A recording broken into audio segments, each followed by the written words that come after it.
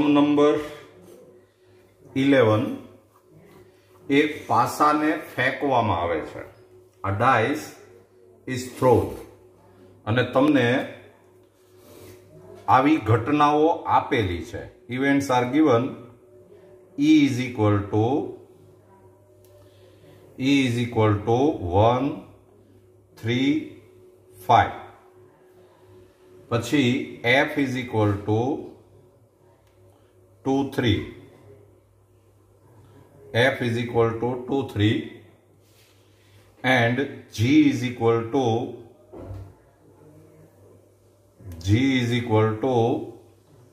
2 3 4 5. આવું તમને આપેલું છે અને તમારે ફર્સ્ટ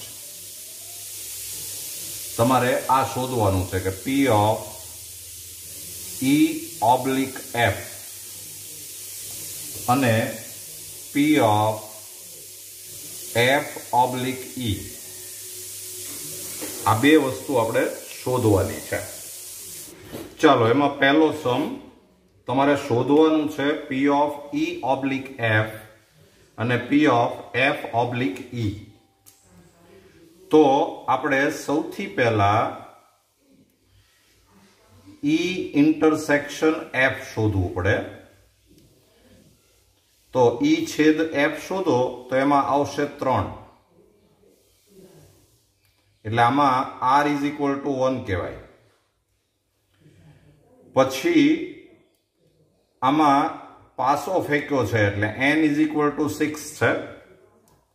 અને હવે તમારે P of E oblique F એનું ફોર્મ્યુલા મૂકો તો P of E છેદ F upon P of F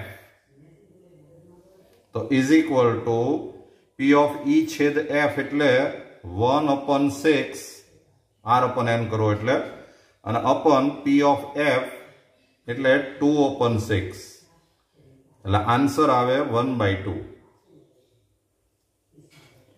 પછી P of F oblique E તો ફોર્મ્યુલા મૂકો તો P of F છેદ E upon P of E તો P of E છેદ F એટલે 1/6 અને upon P of E એટલે 3/6 એટલે આન્સર આવે 1/3.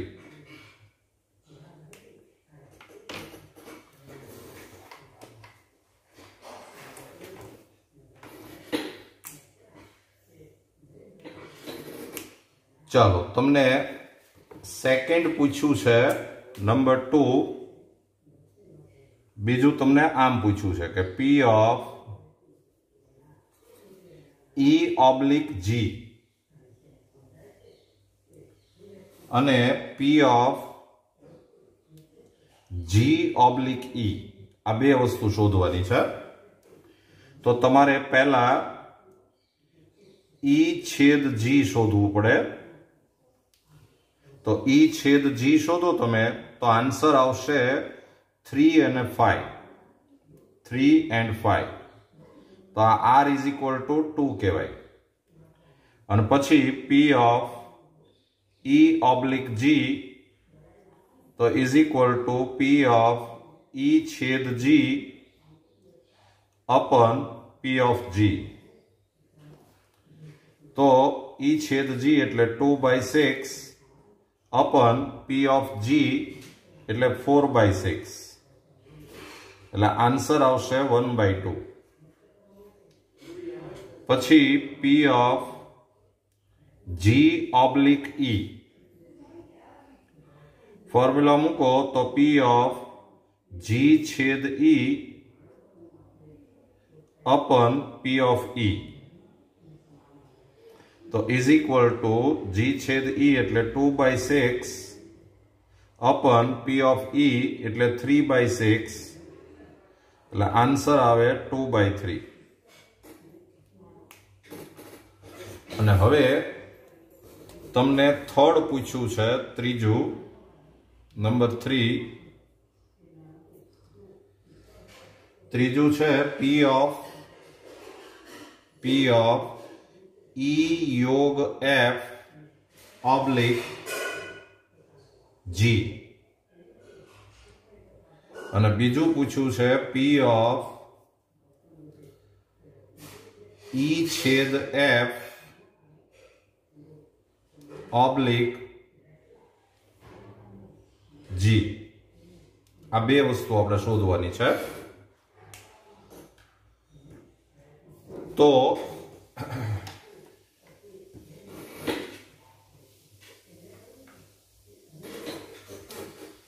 તમારે આટલું પહેલા શોધી રાખવું પડશે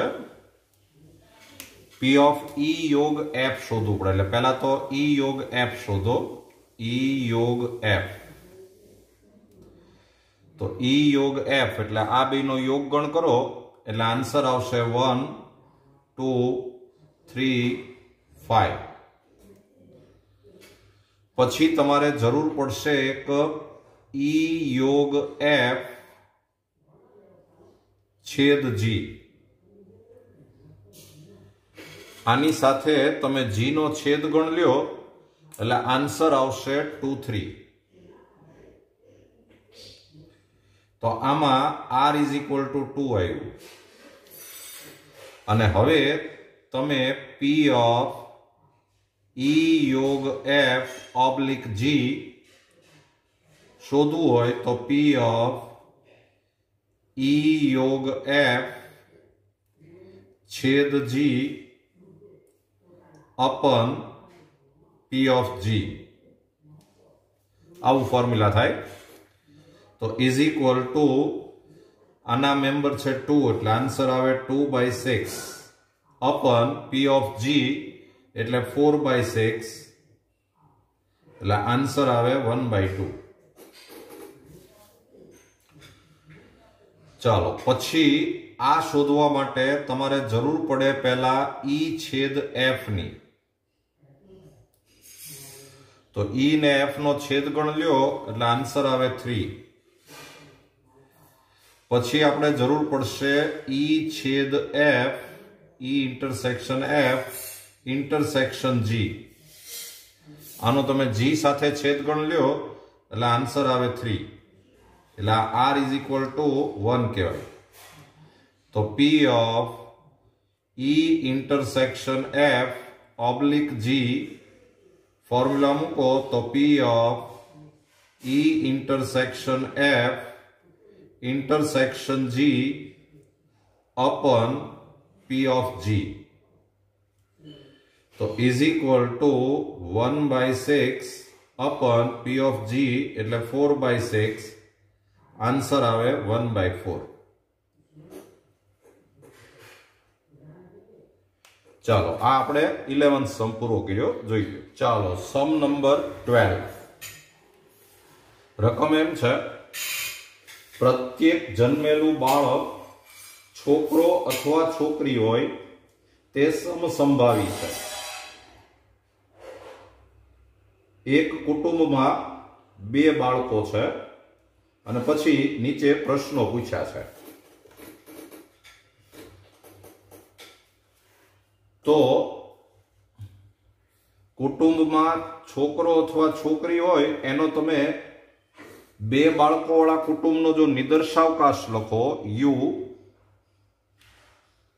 તો આમ આવે કે પહેલો છોકરો હોય બીજો છોકરો હોય પહેલો છોકરો બીજી છોકરી पहली छोकरी बीजो छोकरो अने 2 छोकरी एटले आ टोटल n = 4 कहेवाय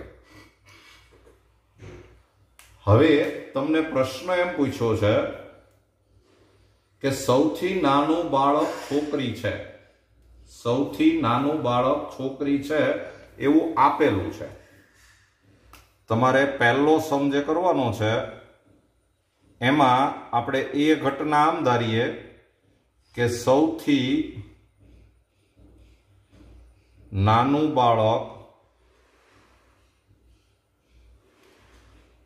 छोकरी छे તે ઘટના.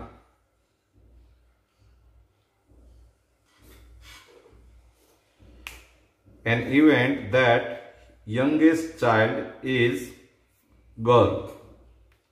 અને તમારે જે શોધવાનું છે બી ઈ છે બંને છોકરીઓ એની સંભાવના શોધો. એટલે બી ઘટના આપણે આમ ધારીએ કે બંને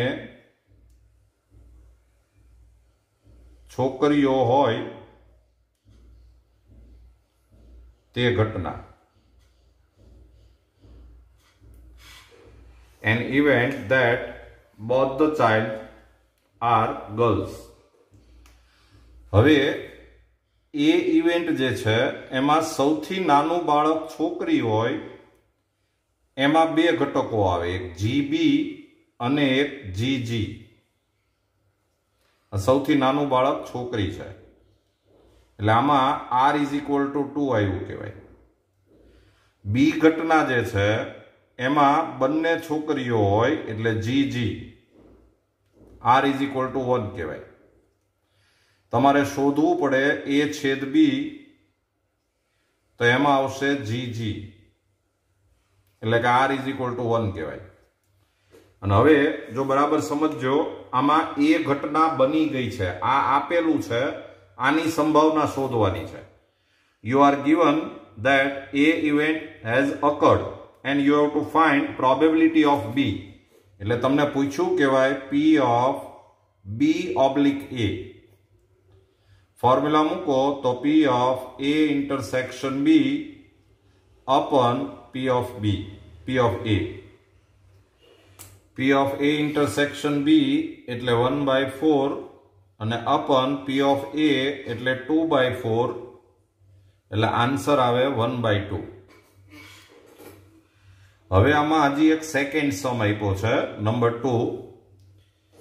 એમાં તમને એમ આપ્યું છે કે ઓછામાં ઓછી એક છોકરી છે તેમ આપેલું હોય. You are given at least one girl. તો આપણે એ ઘટના આમ ધારીએ કે ઓછામાં ઓછી એક છોકરી હોય તે ઘટના. An event that at least one girl. અને તમારે જે શોધવાનું છે બી, ઈ તો આ જ શોધવાનું છે, બંને છોકરીઓ હોય તે ઘટના, એટલે ઈની જ ઘટના થઈ.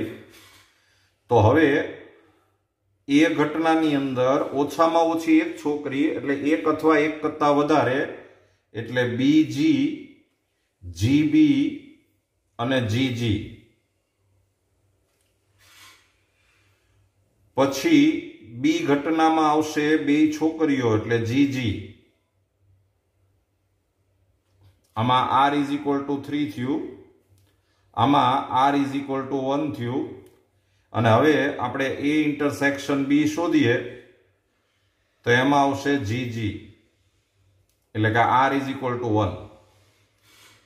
અને હવે તમને પૂછ્યું છે એને P of B/A. તો P of A છેદ B, A intersection B upon P of A. તો P of A intersection B એટલે 1/4 upon P of A એટલે 3/4. તો આન્સર આવશે 1/3. ચાલો સમ નંબર 13. સમ આખો વાંચી લ્યો. એમાં તમને એક સત્ય અસત્ય ટ્રુ ફોલ્સ એવા 300 અને 200 ટોટલ 500 પ્રશ્નો છે. ઇઝી એન્ડ હાર્ડ એવા ટોટલ 500 ક્વેશ્ચન છે. પછી એક બહુ વિકલ્પી પ્રકારના પ્રશ્નો છે, મલ્ટિપલ ચોઇસ.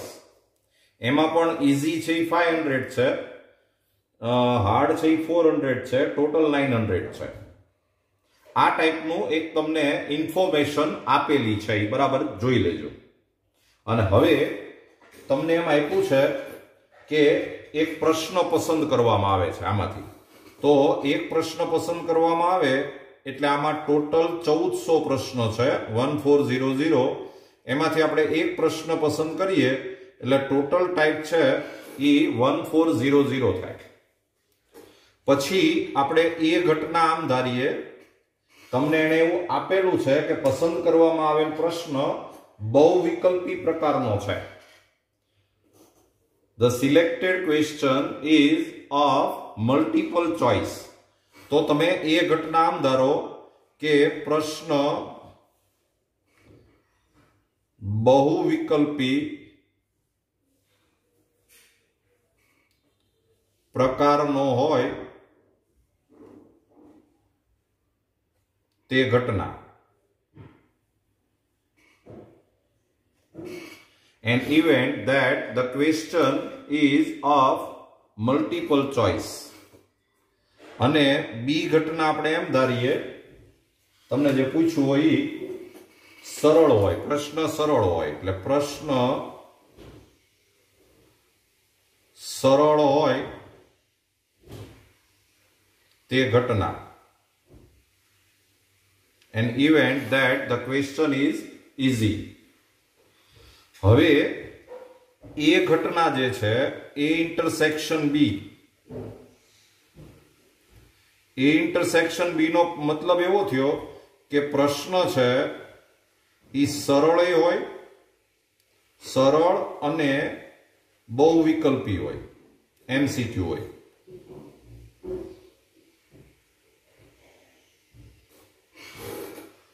તો હવે આપણને એને પૂછ્યું છે P of B oblique A, formula થશે P of A intersection B upon P of A. તો એ ઇન્ટરસેક્શન બી એટલે પ્રશ્ન સરળ હોય અને બહુવિકલ્પી હોય। તો પ્રશ્ન સરળ હોય અને બહુવિકલ્પી હોય એવા 500 ક્વેશ્ચન છે। પ્રશ્ન સરળ હોય અને બહુવિકલ્પી હોય એવા 500, એટલે 500 અપન 1400 અપન પી ઓફ એ, એટલે પ્રશ્ન બહુવિકલ્પી હોય, પ્રશ્ન બહુવિકલ્પી હોય એવા ટોટલ 900 અને અપન 1400।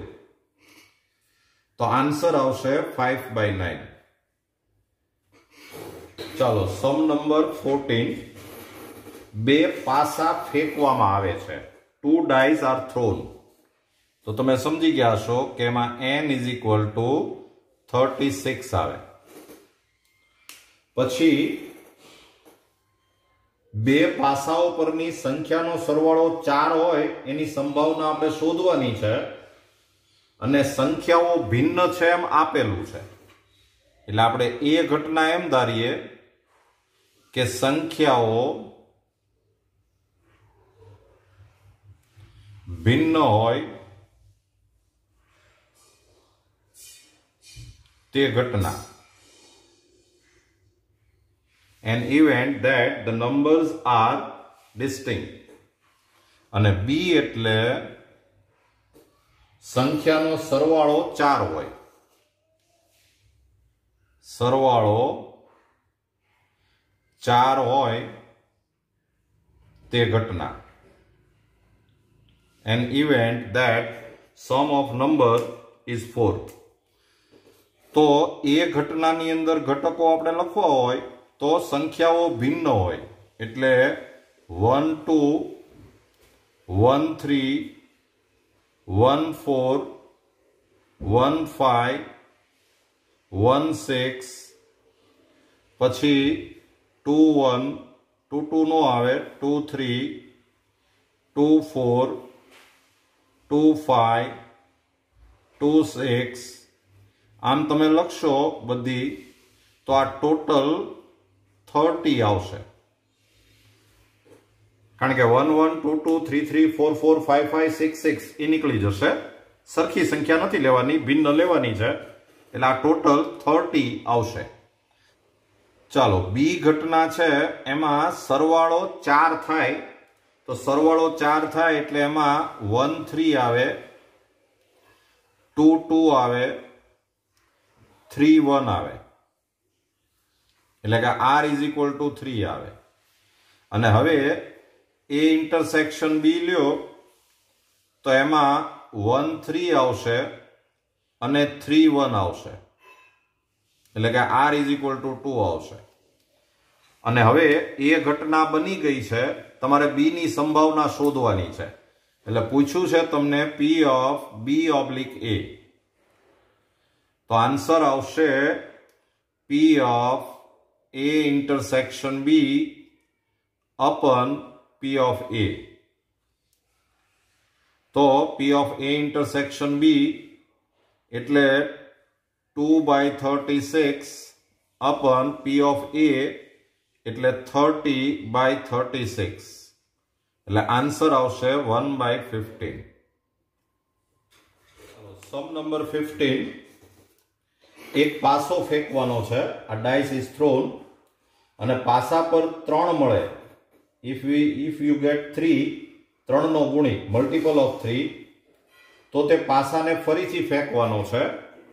The dice is thrown again, અને પાસા પર અન્ય કોઈ પૂર્ણાંક મળે તો સિક્કો ઉછાળવાનો છે.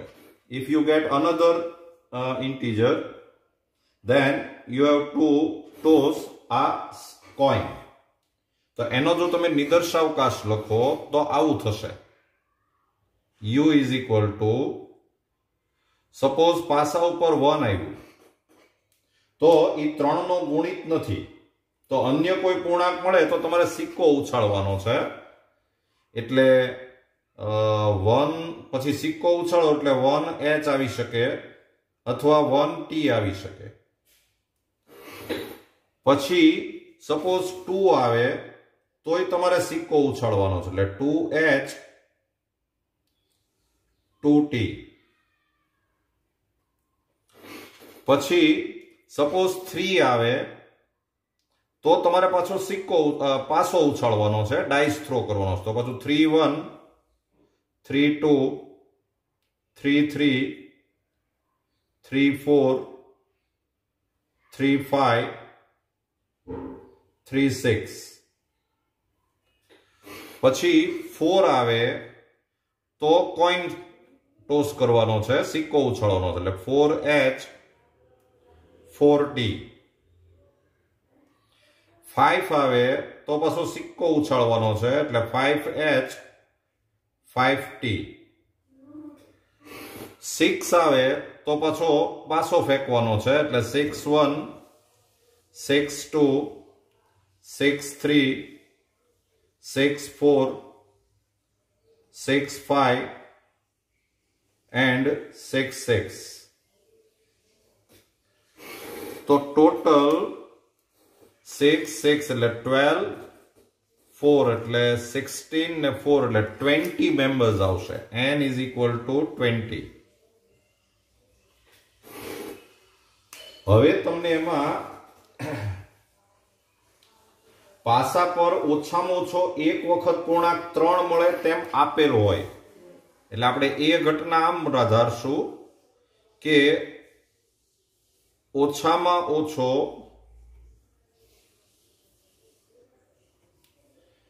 એક પૂર્ણાંક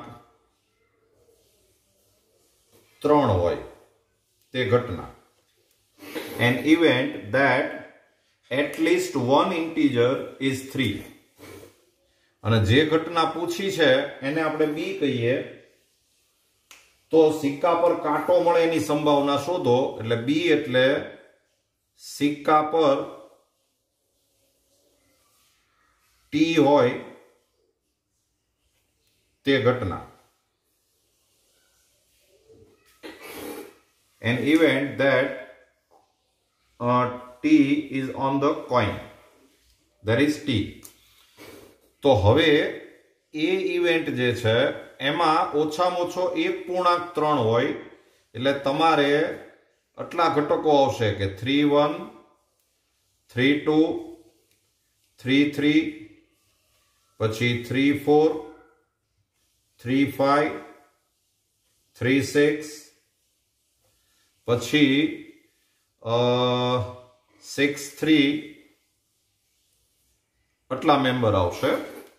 ઓછામાં ઓછો એક વાર 3 એટલે એક અથવા એક કરતા વધારે એટલે 3 3 આવે, એટલે આ total r is equal to 7 થયા. પછી બી ઇવેન્ટ એમ છે કે સિક્કા પર ટી હોય, સિક્કા ઉપર ટી હોય એટલે એમાં આવશે 1t,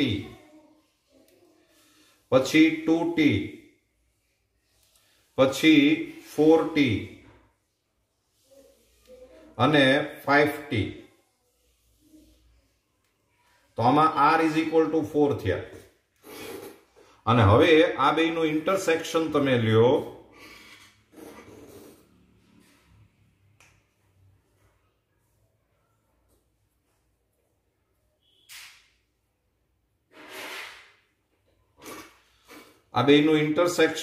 તો a intersection b = null set આવે.